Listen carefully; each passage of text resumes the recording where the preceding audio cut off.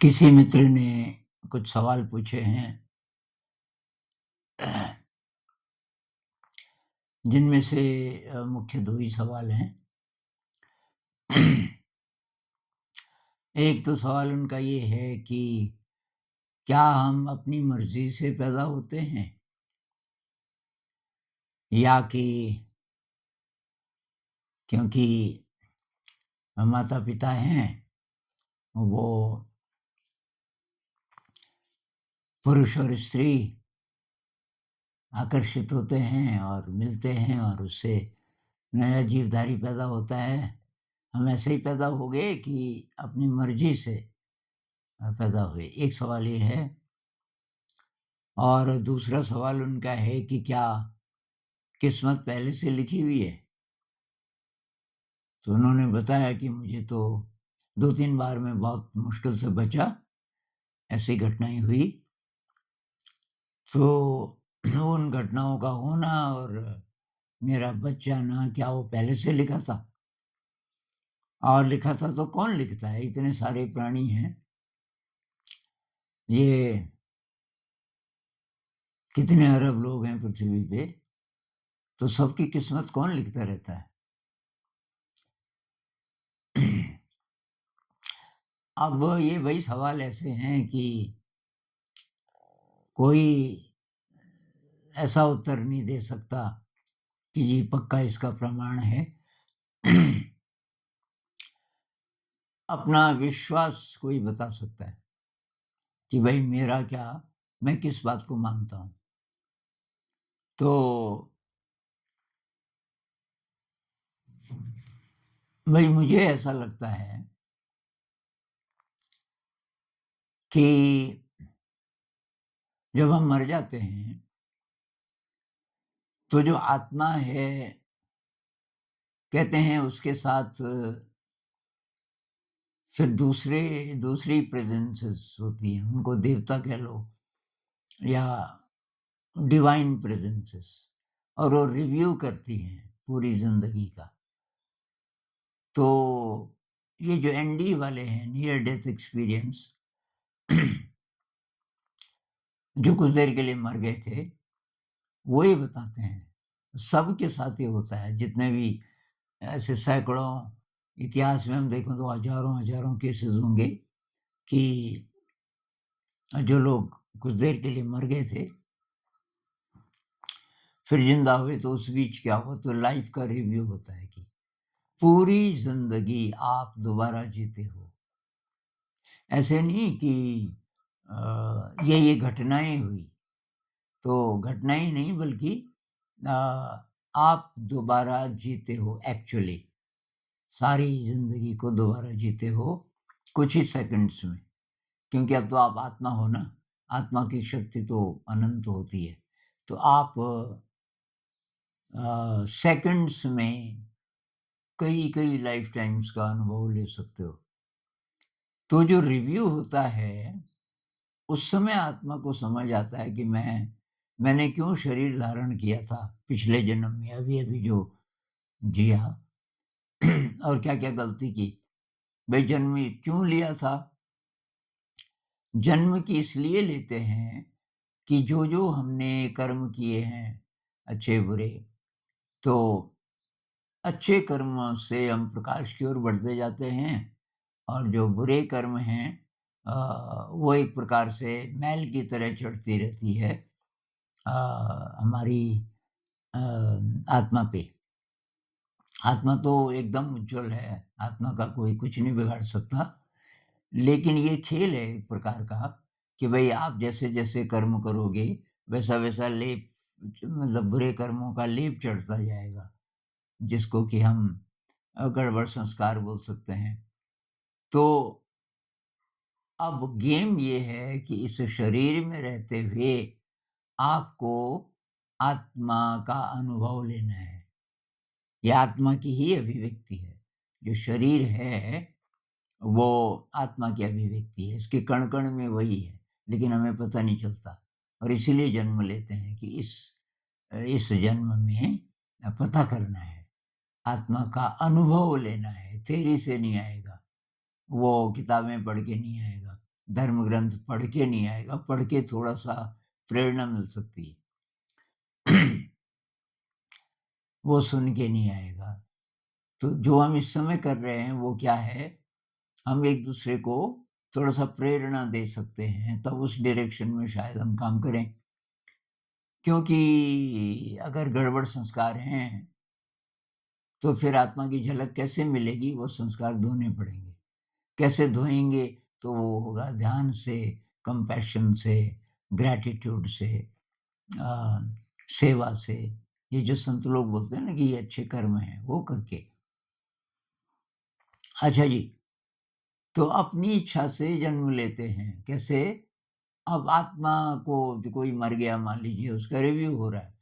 पूरी ज़िंदगी वो दोबारा जी रहा है।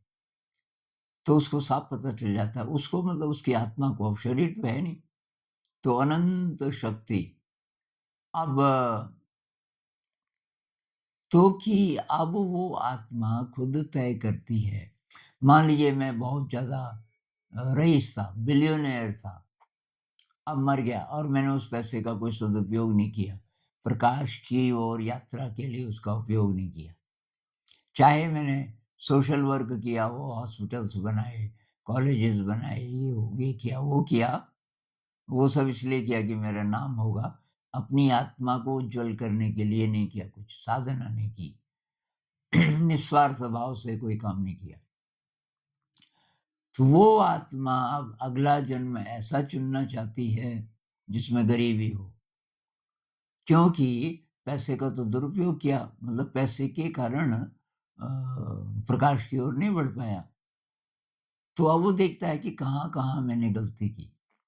अब मान लीजिए कि कोई बहुत ही सुंदर था और वो उसकी पूरी जवानी आकर्षित करने में लग गई दूसरों को। तो इस जन्म में, अगले जन्म में वो आत्मा चुनती है कि मैं कहीं से आकर्षित नहीं होना चाहिए मेरा चेहरा। बदसूरत होना चाहिए ताकि मैं इससे बची रहूँ या बचा रहूँ। अब कहाँ जन्म लें?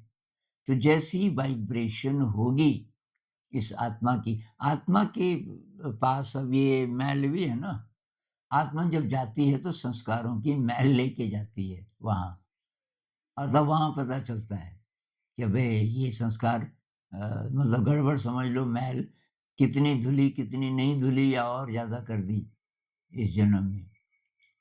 तो जिन माता-पिता की फ्रीक्वेंसी उससे मिलेगी, उस आत्मा का जो संस्कार है, अ, उनसे मैच करती हुई जिनकी फ्रीक्वेंसी होगी माता-पिता की, वहाँ आत्मा जन्म लेगी। आत्मा को एक साथ पता चल जाता है पूरे संसार में जितने स्त्री-पुरुष हैं, जो कि एक साथ रहते हैं, शारीरिक प्रेम करते हैं, सबकी फ्रीक्वेंसी एक साथ पता चल जाएगी और मेरी कहाँ मैच करेगी कि वहाँ ये आत्मा जन्म लेती है। तो इस ओपिनियन के अनुसार ऐसा नहीं है कि हम जी ऐसे ही जन्म ले लेते हैं। नहीं, हमने चुना। क्या हम दुःख चुन सकते हैं? क्यों नहीं चुन सकते? भई सुख का दुरुपयोग किया होगा आपने पिछले जन्म में, तो अब आत्मा क्या बोलेगी मुझे दुःख चाहिए। जो पहले ही मर जाते हैं, तो ऐसा क्यों होता है? उतना ही चाहिए था। उस आत्मा को ये होता है कि भई मुझे जवानी में ही मर जाना चाहिए, क्योंकि बुढ़ापे का शायद सदुपयोग ना हो पाए। वो वो ये संस्कार इस प्रकार के हैं कि जवानी में तो ठीक काम हो सकता है, बुढ़ापे में गड़बड़ हो सकती है, मान लीजिए। तो एक्चुअली फिर उस हिसाब से कोई अकाल मृत्यु नहीं होती। तो फिर ऐसा क्यों लगता है कि वो आदमी तो मरने वाला था, इलाज किया और बच गया। उसका बीमार होना, ऐसा लगना कि ये मरने वाला है और उसके बाद फिर उसका इलाज होना, ये सब प्लान का हिस्सा है। प्लान का मतलब कि उस आत्मा को इससे गुज़रना है, इस अनुभव से गुज़रना होगा। अब इससे दूसरा जो जुड़ा है, कि ये कौन लिखता है, किस्मत कौन लिखता है? तो एक्चुअली हमारे ही जो संस्कार हैं जिस प्रकार के, तो उन संस्कारों को धोने के लिए जिस-जिस प्रकार की घटनाओं की आवश्यकता है, तो वो सब हमारे संस्कार के कारण तय होते हैं। मतलब आत्मा जब जन्म लेती है, तो संस्कार अब कैसे-कैसे करके धुलेंगे, तो वैसी परिस्थितियाँ होनी चाहिए। और हर समय हर समय हमारे जो वर्तमान कर्म हैं, तो वो भी जुड़ रहे हैं उसमें। मतलब पीछे की एक तो टेंडेंसी है, लेकिन उसमें ये भी जुड़ रहा है कि इस समय आप क्या कर रहे हो, उससे हम उसको मॉडिफ़ाई कर रहे हैं। मतलब जिसको हम किस्मत बोलते हैं, वो हमारे ही पिछले कर्मों का, पिछले संस्कारों का रिज़ल्ट है, फल है। बुद्धिज़्म में कहते हैं आप जैसा बीज बोओगे, वैसा ही तो फल होगा। आप आम का बीज लगाओगे ज़मीन में, तो आम का ही पेड़ होगा, उसमें आम के फल लगेंगे। और आप नीम का बोओगे, तो फिर नीम के लगेंगे, उसपे कड़वे फल लगेंगे। जैसा आप बीज बोओगे, वैसा फल आएगा। तो हम जैसे कर्म करेंगे अ, उसके अनुसार ये संस्कार बनते हैं। और संस्कार ऐसे भी हो सकते हैं, मतलब अच्छे कर्म करेंगे तो हम प्रकाश की ओर बढ़ते हैं, जो कि उद्देश्य है जीवन का। लेकिन हम गड़बड़ कर्म करते हैं, तो उससे फिर ये मैल और ज़्यादा बढ़ जाती है। तो बुद्धिज़्म तो कर्म को महत्व देते हैं। हम ही अपनी किस्मत बनाने वाले हैं।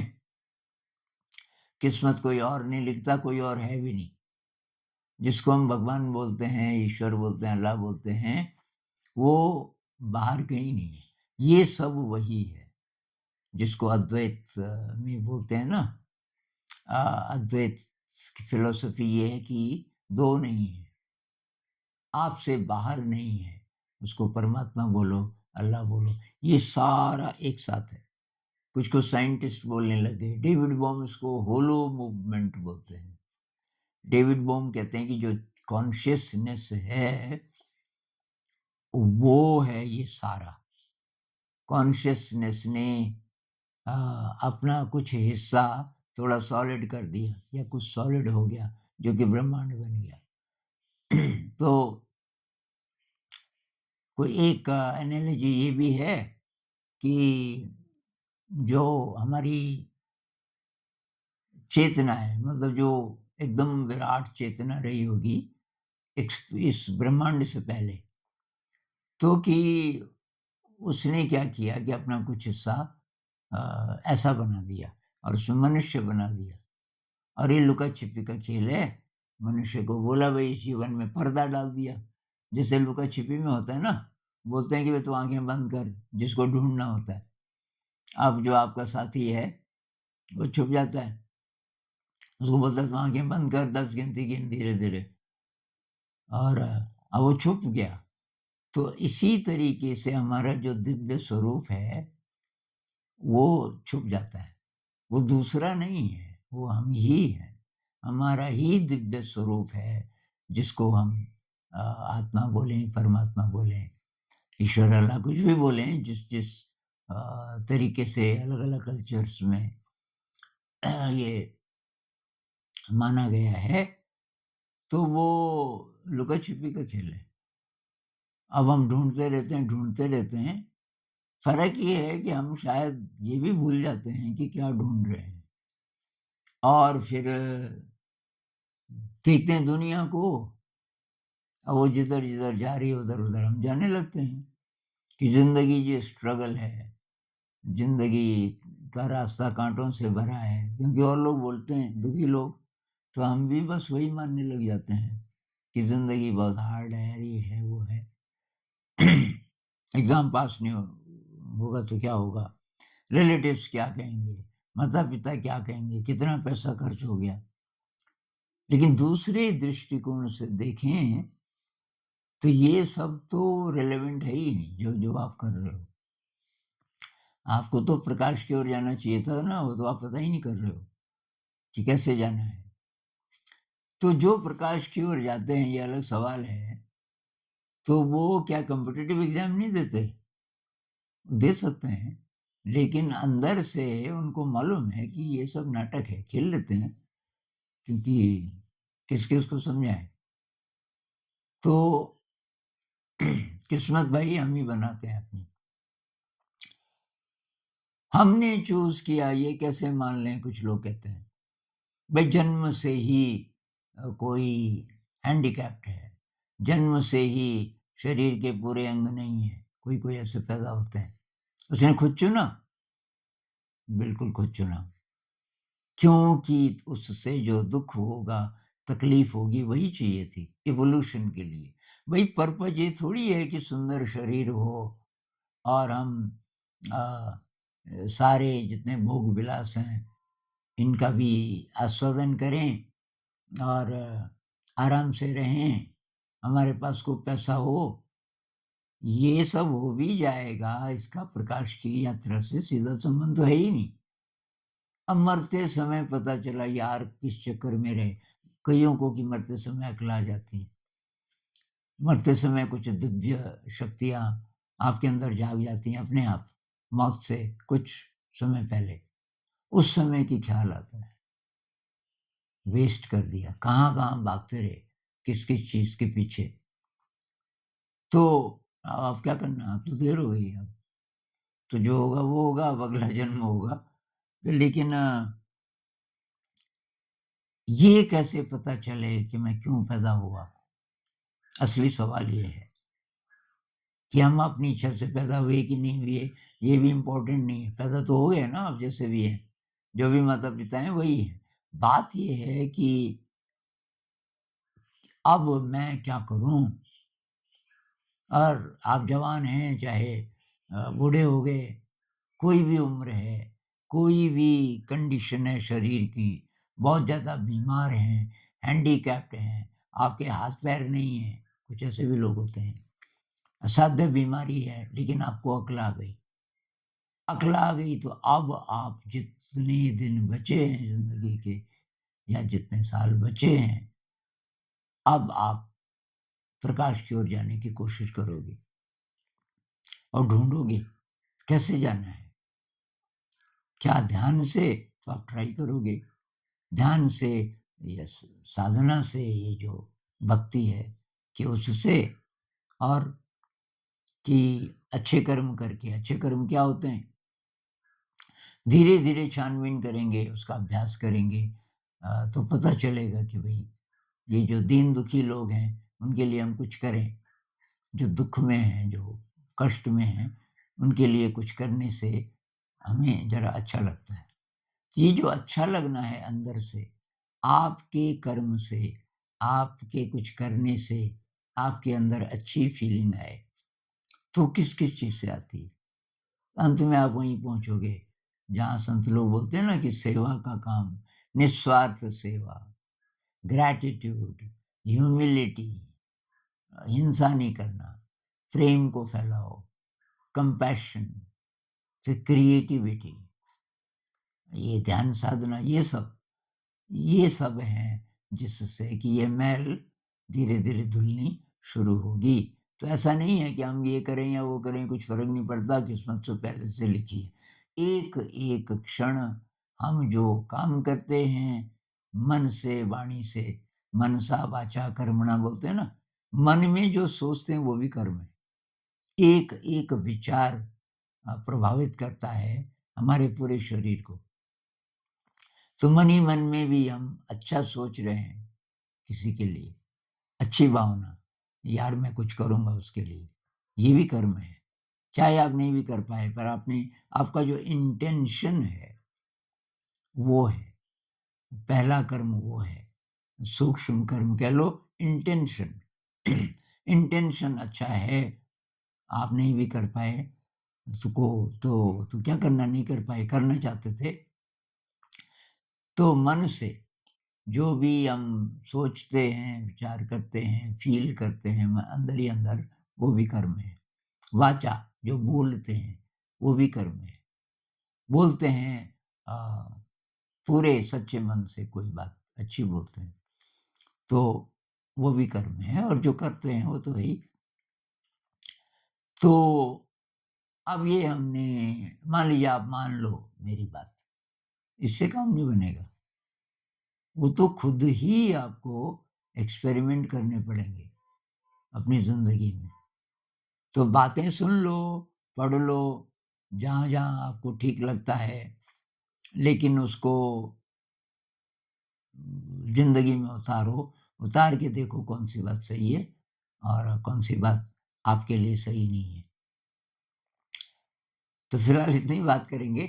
विषय बहुत गहरा है और लेकिन वही मेरा तो ये मानना है अपने विवेक से काम लो और संत लोग क्या कहते हैं, वैज्ञानिक क्या कहते हैं, सब सुन लो और तब आप के अंदर जितनी शक्ति होगी, जितनी बुद्धि होगी, जितना विवेक होगा, उसके अनुसार आप किसी बात पे विश्वास करोगे और किसी पे नहीं करोगे। पर जिस पे कर लिया विश्वास तो प्रैक्टिकल करो फिर उसका और देखो कि वो कहाँ ले जाता है। अ, तो फिर मिलेंगे और बातचीत करेंगे इस पे कभी। नमस्कार।